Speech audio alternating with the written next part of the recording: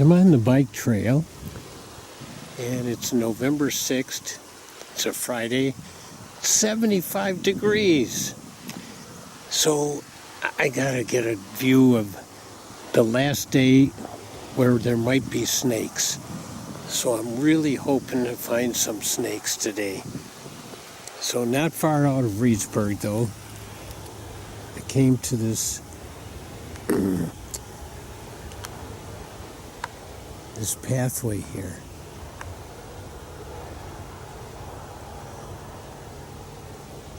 This game trail. And it crosses the water. Let's see.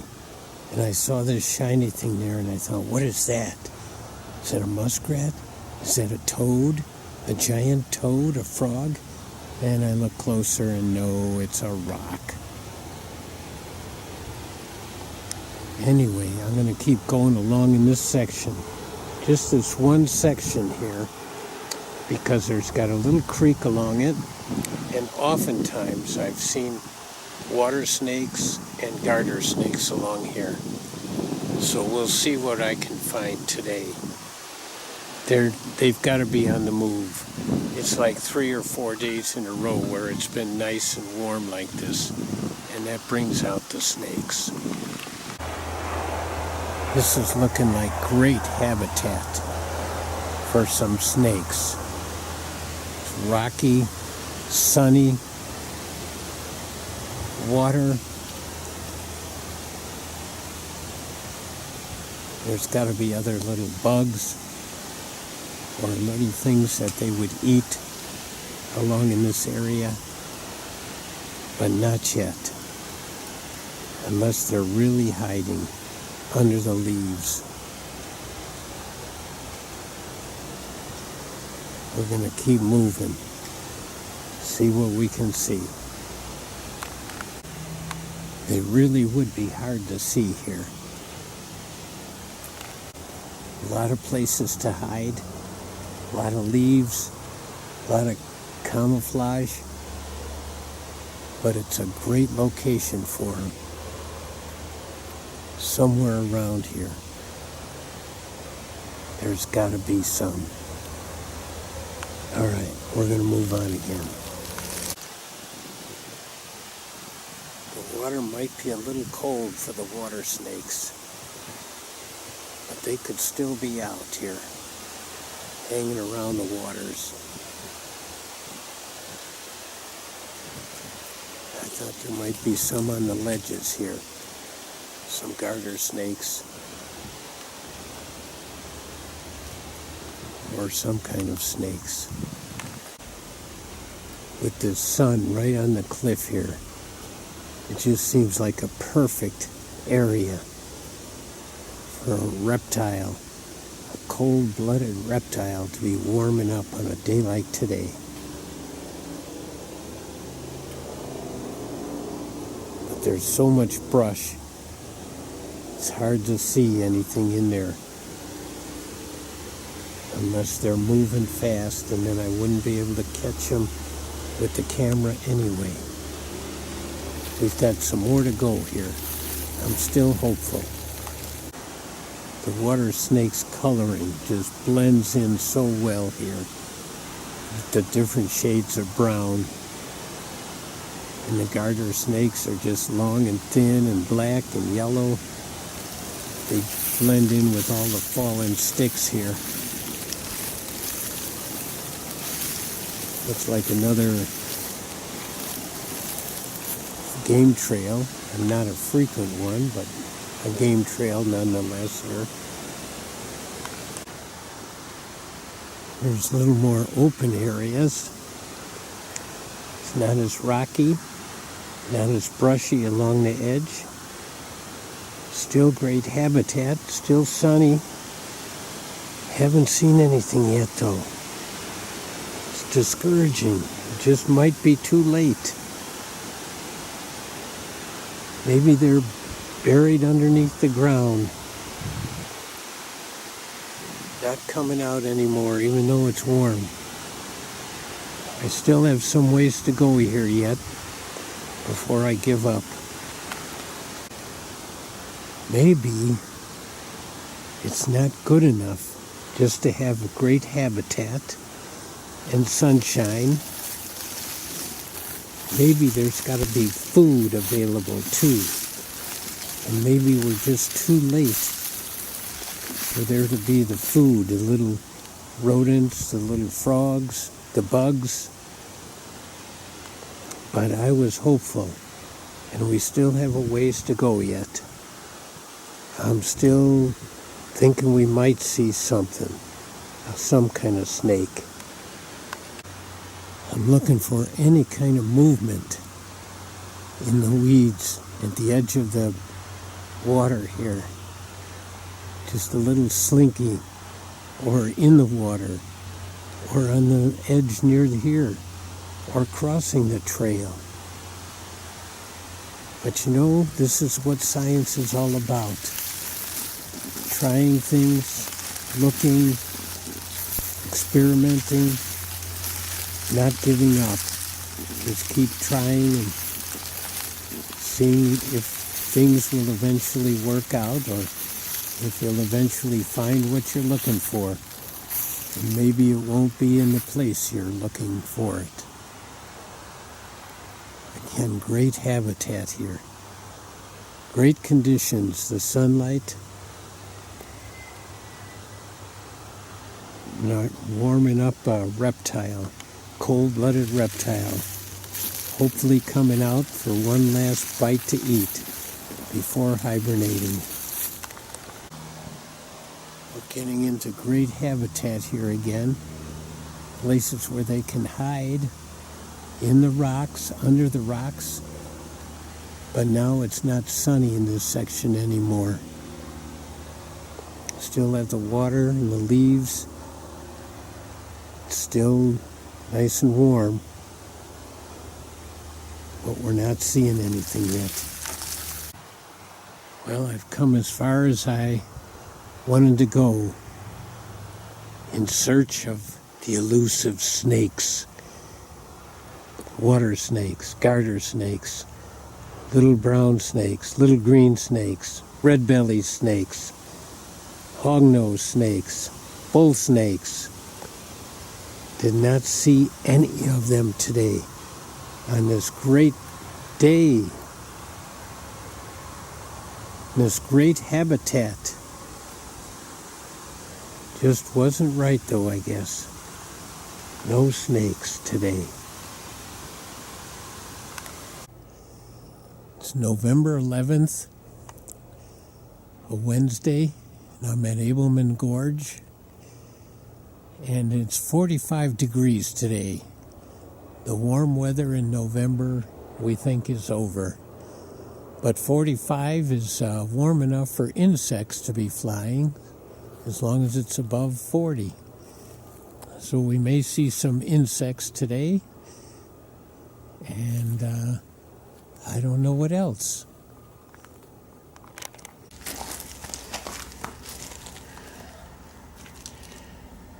Now that it's 45 degrees in the middle of November, I think I've given up on finding snakes. I just believe they're hunkered down in the ground, gathered together in their groups, whatever their groups might be called, and they're set for the winter. But you never know. So we're out here at Ableman Gorge. Last time we were here was in the early spring or summer, and the big thing here are the rocks and the mosses and the lichens. I suppose the rocks are the biggest, most impressive thing. We'll see if there's anything different, and maybe we'll visit Van Heist Rock and see if there's any crystals today. All right. These bluffs are always impressive, but I'm noticing right now different colors, like right up here. There's some without aging colors, and there's some that are more grayed. And I'm just wondering if there's been some eroding action, like rocks falling off, changing things up there. And I'm seeing that kind of thing, other places around up in here too. Like right up there, the rocks look a little newer in certain areas. And definitely right up here, they're much lighter and show much less aging on them. So there might be quite a bit of eroding and breaking going on. We'll see as we get closer. Don't forget, these are 1.5 billion years old. Billion! And they believe the age of the Earth is like 4 billion. So these have been moving and changing. And they are metamorphic rocks. Baraboo quartzite here. Used to be sandstone. Used to be sand.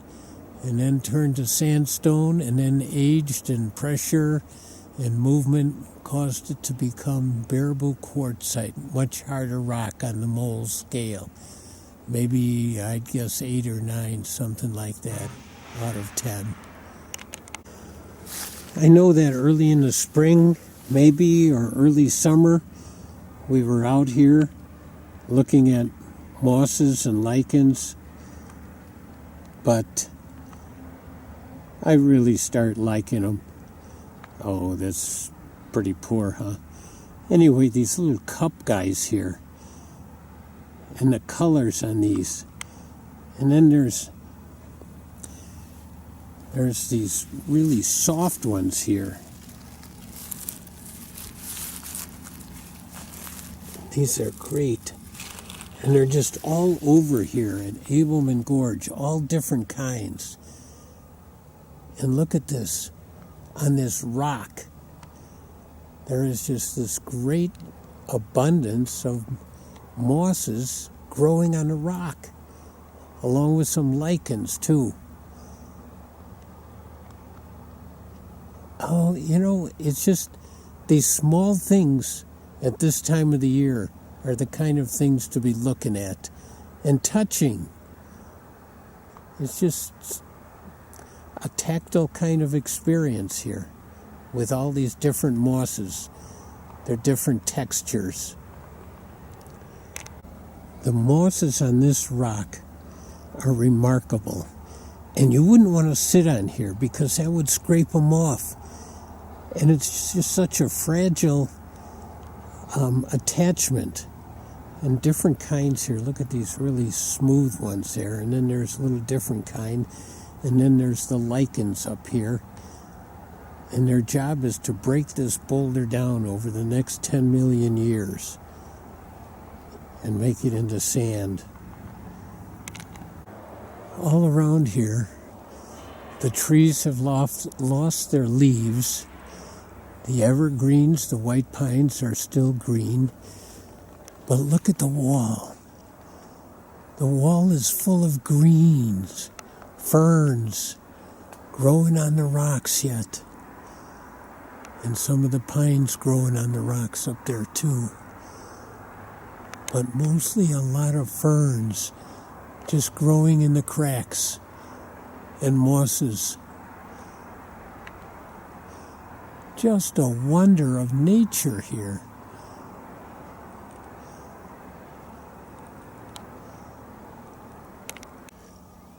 I'm here at a really impressive time with the sun shining on the cliffs here. Look at that. And look at all the growth up on top of the rocks. I wonder how deep the soil is up there. 6 inches, 8 inches, 10 inches.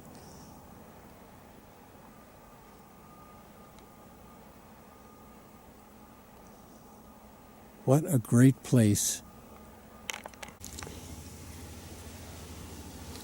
We're in a place where there's just a lot of different mosses here. They're not as cushy as the other groups. This one is kind of It's soft but firm. And then there's other ones here. And there's all these little circles of this firm kind here. And there's a whole area here of mosses. Look at this, different kinds of mosses here. And all kinds of them here. We're going to go take a look up here a little bit in the sun. Little different environments.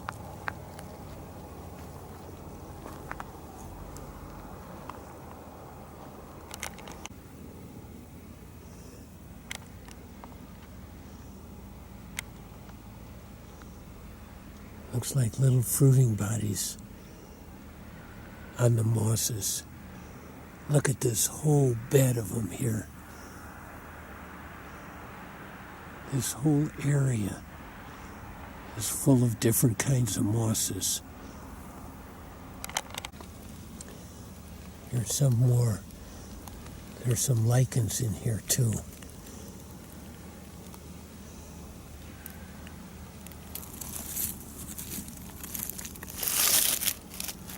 See what's up here.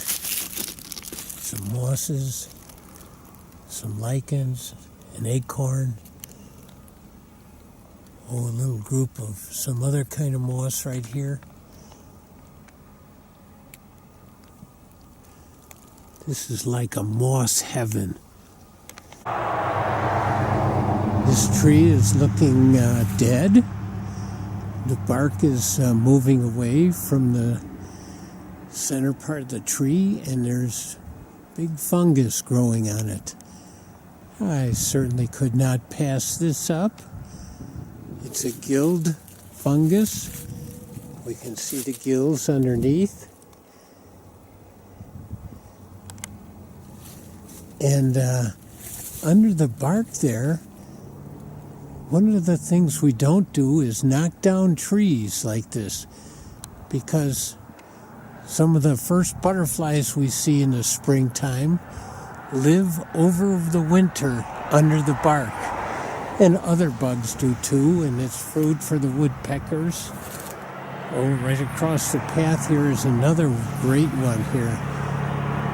Very loose bark. Good hideout for bugs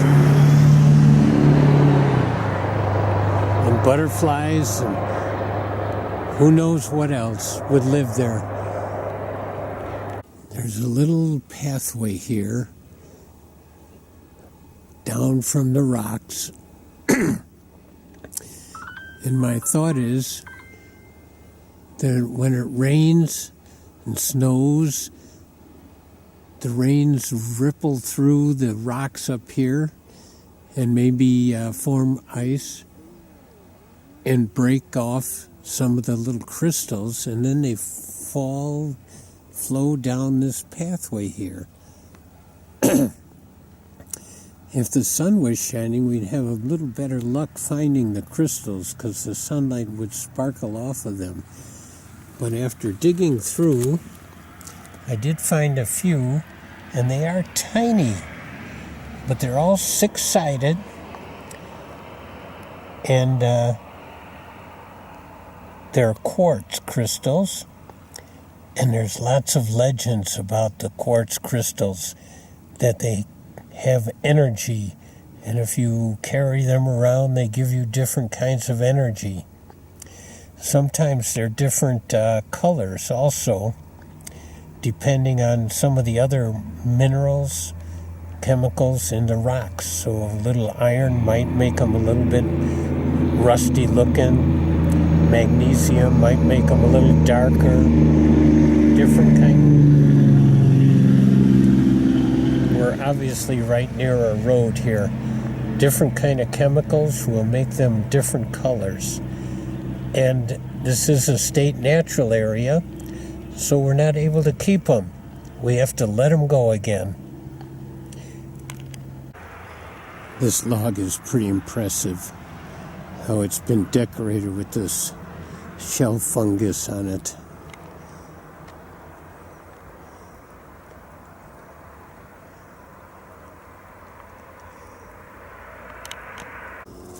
as we're making our way out of Ableman Gorge. In this honeysuckle bush, we found a little nest.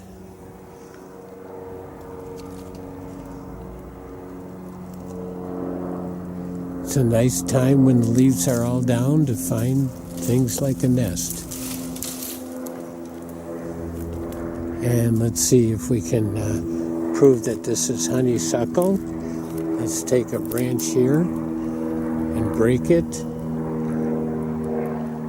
And sure enough, it's hollow. This is honeysuckle, a lot of honeysuckle. And honeysuckle is an invasive around here, even though it's good for nesting. It crowds out the native flora. So other native trees and maybe things like spring beauties and lady slippers can't grow here because of all the honeysuckle. The most famous part of Ableman Gorge is the Van Hise Rock. And when I say famous, I'm serious. It's in books. People from all over the Midwest come here to look at this rock, which we'll look at in just a minute here. But it talks about geology and the tectonic plates and the structural concept of metamorphic geology.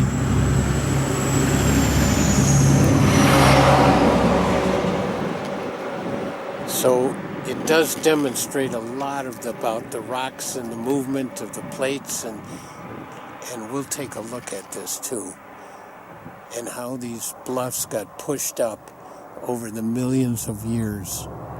They're older than the Appalachian Mountains, older than the Rocky Mountains.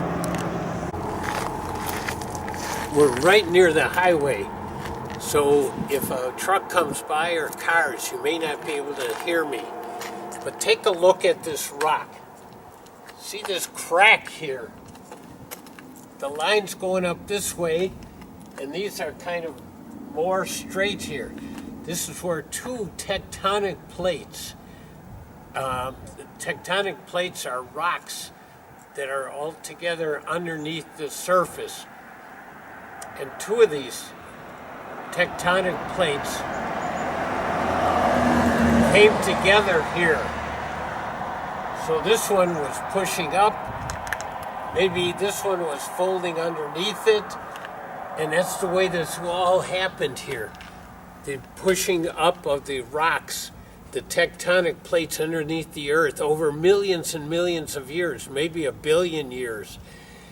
And it formed the bluffs. It just pushed them up. In some places, you can see the rock structures are at an angle like that, where maybe one plate was going down and one plate was going up. Maybe one plate just stayed in place and one just slipped up. And that was when there were earthquakes going too. It's amazing structural formation stuff. And as I said, people from all over the Midwest come here by the busloads from the universities to check this out. This rock was here when they built the highway. They didn't move it here. And there's a little sign here.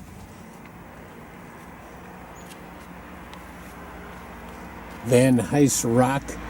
The material of this rock was once sand on the sea bottom and has since hardened into quartzite.